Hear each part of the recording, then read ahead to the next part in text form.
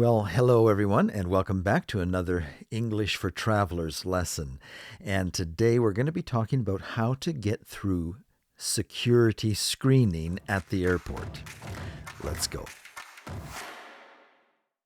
The first thing that you will need to do when you just begin to line up for security is show your passport and your boarding pass. They want to make sure, first of all, that you have a flight that is leaving within the next 2 or 3 hours. And so they'll want to see your boarding pass and make sure that your flight is today and that it is leaving fairly soon. But then they'll want to compare the name on the boarding pass with some type of identification. And the passport, your passport is the best identification because it has your name, your date of birth, your photograph, right? And so the security officer can quickly compare that you are the person in the photograph, the person on the passport is the same as the person on your boarding pass. And they've learned how to do it very quickly, so it doesn't take long. And once you've made it past that checkpoint, we'll call them a checkpoint, you can begin to line up for the security screening process. Security screening process. When it comes time for your turn, you'll probably find some trays that might be underneath the counter there. Just pull out one of those trays, or if you know that you have a lot of stuff that needs to be examined, you might pull out 2 or 3. Now, what do you put on the tray? Well, some airports want you to put your actual carry-on luggage in a tray. Unless you are instructed otherwise, go ahead and put your backpack in the tray. Go ahead and put your little carry-on suitcase inside a tray. It should fit. Usually the trays are large enough. Put your carry-on in a tray. And they like you to keep things separate. So don't try and put your carry-on suitcase and then your backpack on top. No, use 2 separate trays. Now, if you have a laptop computer, or even a large iPad, anything with a screen, that should come out of your carry-on. Usually you'll have it in your backpack. So they'll want you to take that computer or iPad and put it inside a separate tray. Not in the same tray as your backpack, but a completely separate tray. So if your tray is not big enough and it only fits the laptop, then you need to get another tray out and put your phone, maybe your wallet, your keys, anything that's in your pocket that has any metal in it, coins, nail clippers, anything that's in your pockets. In fact, even if it's not metal, it's a good idea just to empty your pockets and put them in the tray. Now, if you have a lot of electronics, like I do when I go through, many airports will want me to take those out of my carry-on bag and put them in a tray separately. Like they'll ask me to take out all my batteries. I often go with about 10 different batteries. And they like to see the microphones that I carry on a separate tray. So if you have a lot of items in your carry-on that might look a little suspicious when they are looking at it on the camera, it doesn't hurt. It doesn't take long just to take those out and put them in a separate tray. Now, one more thing we should talk about, and that is liquids and gels. If you have some makeup that is in the liquid form or in a cream or gel form, those things should be placed in a plastic bag that you can see through it. And they should be just small travel size packages of these creams and gels. even before you get to the airport, maybe even while you're packing your things at home, go through your check-in luggage and look for any liquids or gels and make sure they're in a small package and stick those into a clear plastic bag. And when you get to the security screening area, take out this bag with all your liquids in it, your gels, and put it in its own separate tray, or at least have it so that it's not being covered by other things.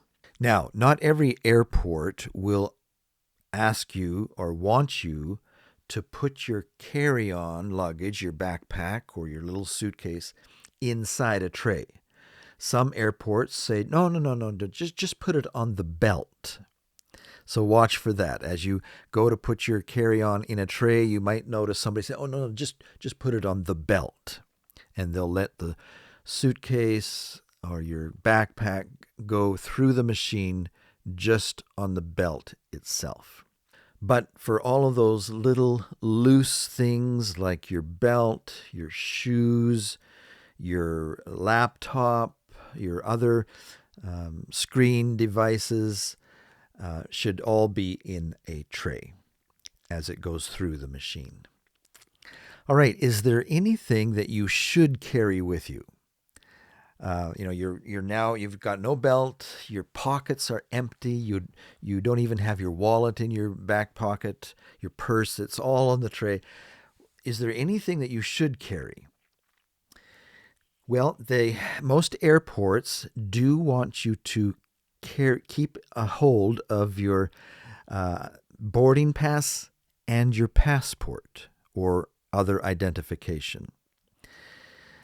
As you go through the process, they want you to have that in your hand in case anybody needs to see it as you step through the various stages of the security screening process.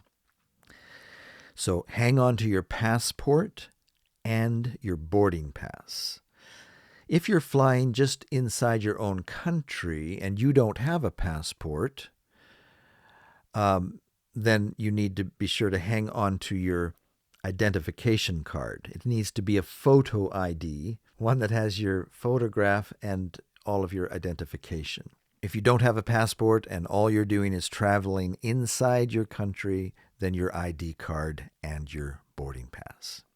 Now you might ask, what happens if I checked in online like you told me to in the last lesson, and my boarding pass is on my phone?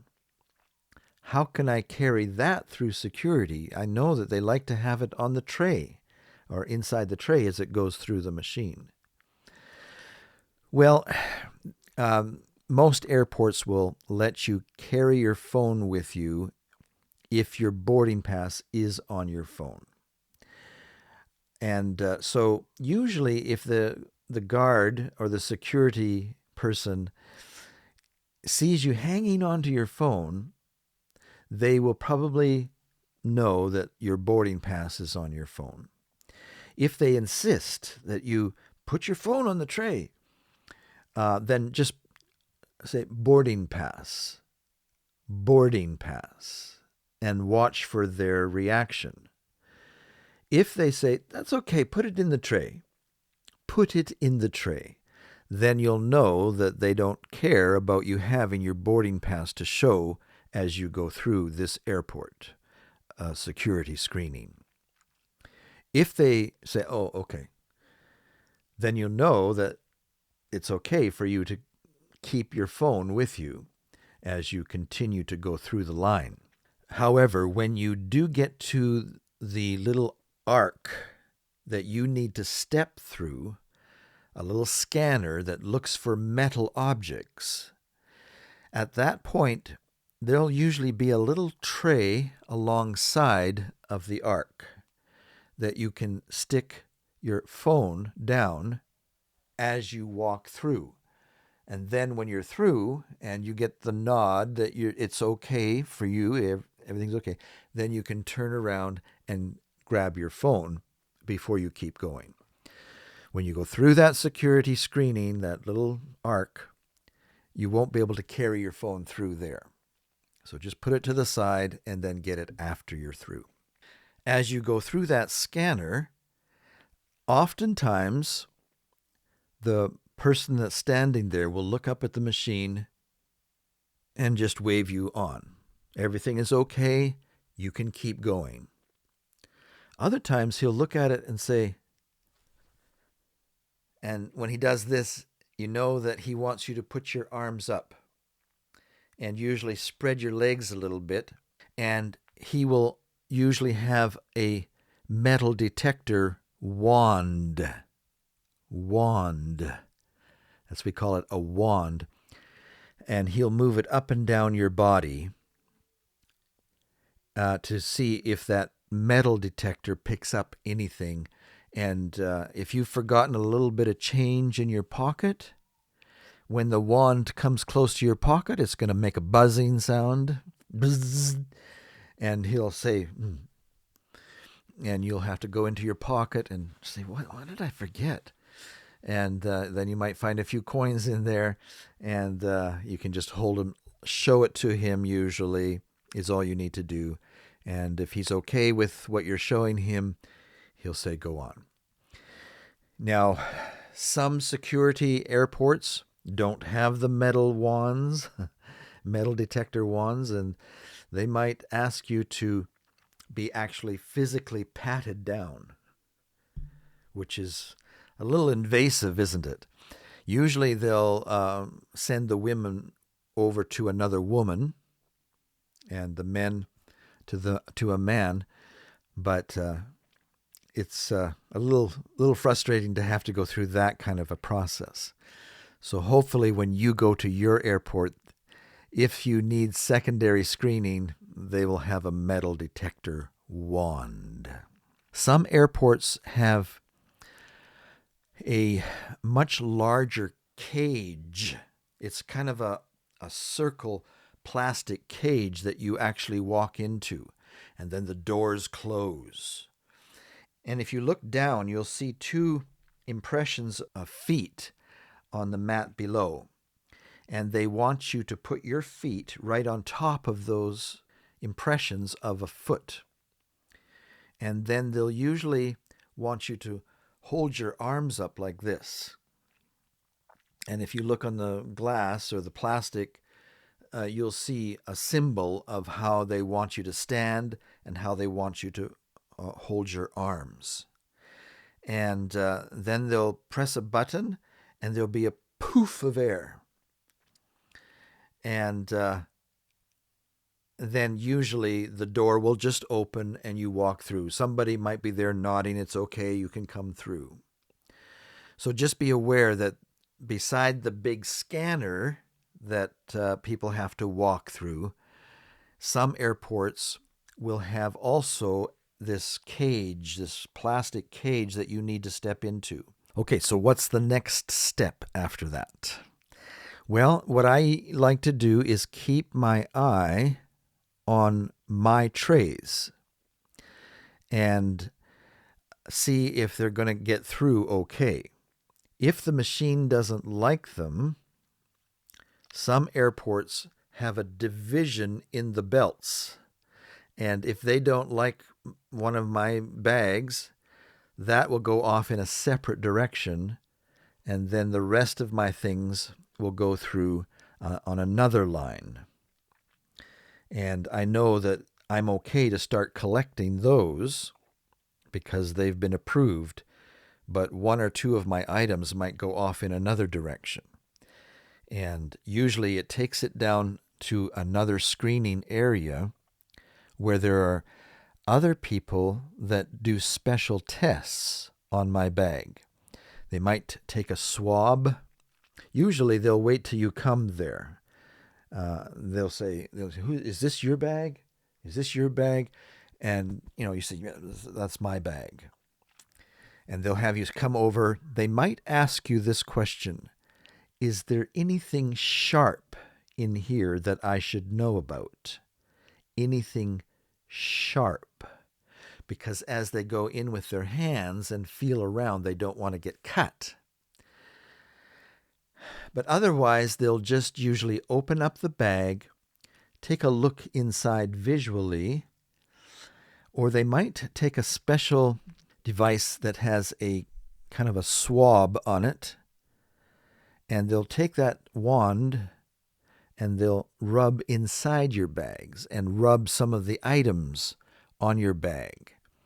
And then they'll take that over to a special machine and stick it in, and they'll do a test.